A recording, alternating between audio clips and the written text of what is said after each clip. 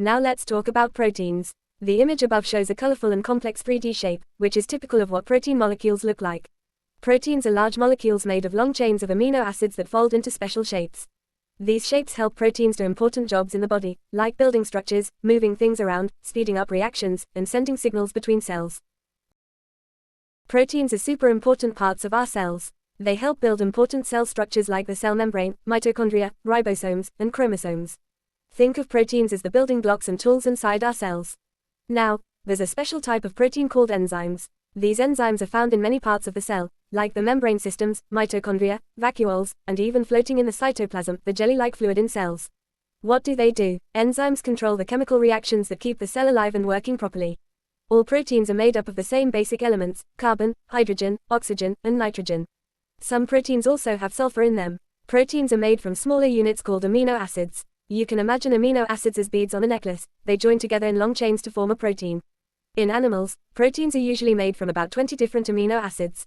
Some examples of these are alanine, leucine, valine, glutamine, cysteine, glycine, and lysine. Even a small protein can have a chain of 100 or more amino acids. What makes each protein special is the order of those amino acids in the chain. It's like a recipe, and every protein has its own unique one. Proteins are essential biological molecules, and understanding their formation begins with the smallest unit, amino acids.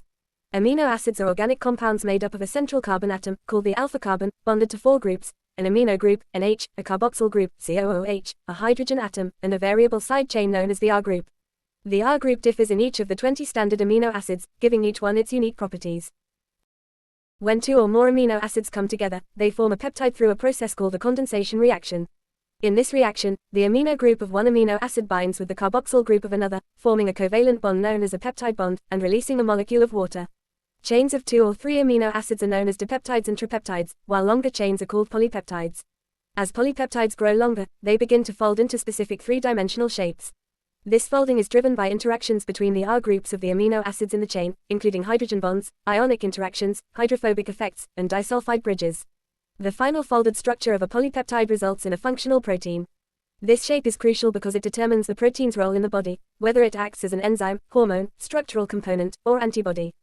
Therefore, the formation of proteins follows a clear progression. Individual amino acids join to form peptides, peptides grow into polypeptides, and polypeptides fold into proteins with complex and essential functions in living organisms.